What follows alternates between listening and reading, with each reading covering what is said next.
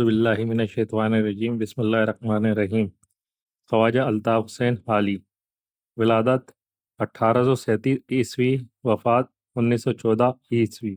अल्ताफ़ हुसैन नाम हाली तखल्लुस और शम्सुल उलमा खिताब था। वालिद का नाम ख्वाजा इज़्ज़त बख्श अंसारी था। पानीपत में पैदा हुए। आपने पहले कुरान पाक हिफ्ज़ किया, फिर फ़ारसी और अरबी की तालीम पाई। 17 बरस की उम्र में शादी हो गई। फिर आप दिल्ली चले गए, जहां मिर्ज़ा गालिब और नवाब मुस्तफ़ा खान शिफ्ता की सोबत मैसर आई। इसके बाद लाहौर आ गए और पंजाब बुक डिपो में मुलाजमत इख्तियार कर ली। वहां इन्होंने कुतुब के उर्दू तराजिम पर नज़रसानी और दुरुस्ती का काम किया।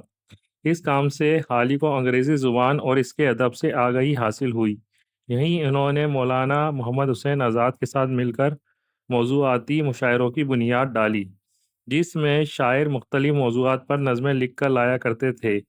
इन्हीं मुशायरों में हाली ने बरखारत, उम्मीद, रहमो इंसाफ, हुब्बे वतन और उम्मीद के अनवान से नज़में पढ़ी। हाली ने सर सैयद की तहरीक पर अपना मशहूर मुसद्दस मदू जज़रुल इस्लाम भी लिखा, जो मुसद्दस हाली के नाम से मशहूर हुआ। हयात सादी, मुकदमा शेर व शायरी, यादगार गालिब और हयात जावेद हाली की अहम नसरी तसानीफ हैं। सबक कौमी हमदर्दी। हमदर्दी का लफ्ज़ हम और दर्द दो फ़ारसी कलमों से मुरक्कब है। दर्द के मायने दुख और तकलीफ़ के हैं और हम का लफ्ज़ इश्तराक के मायने देता है। बस हमदर्दी के लफ्ज़ से दो या कई शख्सों का दुख और तकलीफ में शरीक होना ज़ाहिर होता है, ख़वाह इरादे से हो ख़वाह बे इरादे। मगर आजकल के इस्तेमाल में हमदर्दी से वो शराकत मुराद ली जाती है जो इरादे से की जाए। मसलन एक शख्स बीमार है, दूसरा रहम या मोहब्बत से उसकी दवा दारू करता है, तो दूसरे को पहले का हमदर्द कहेंगे।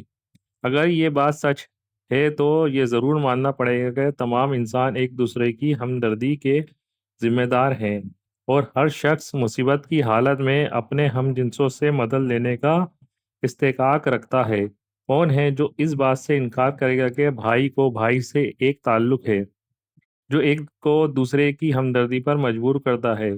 फिर क्या वजह है कि उन भाइयों की औलाद में उस हमदर्दी का कोई हिस्सा बाकी ना रहे? बेशक जब तक कि बाप के खून का कतरा औलाद की इराकों पे में बाकी है, हमदर्दी का रिश्ता कभी मुनक़ता नहीं हो सकता। हमदर्दी हैवानात में भी पाई जाती है।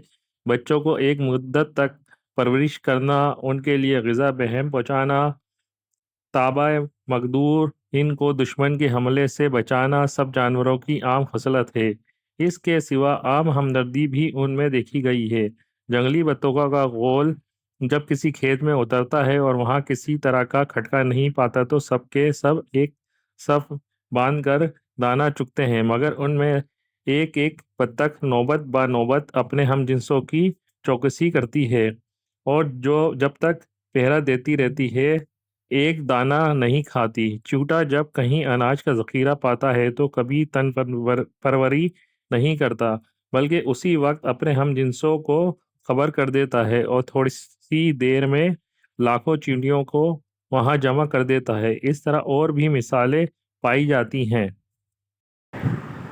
इससे दो बातें साबित होती हैं। एक ये कि हमदर्दी इंसान की तबीयत में भी ज़रूर रखी गई है, क्योंकि जो खूबियाँ कुदरत ने और हैवानात को अता की हैं, इंसान उनका ज़्यादातर मुस्तहिक है। दूसरी ये कि हमदर्दी एक कुदरती खासियत है जो बग़ैर तालीम और इक्तिसाब के इंसान की तबीयत में खुद ब खुद जोश मारती है, क्योंकि अगर ऐसा ना होता तो और हैवानात में जो अक़ली तालीम से बिल्कुल महरूम हैं, इसका वजूद हरगिज़ ना पाता।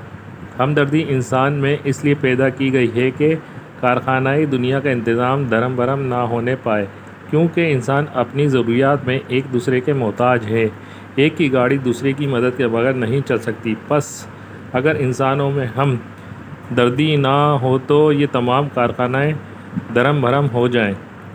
हमारे हमवतन भी हमदर्दी की असल से बेखबर नहीं हैं।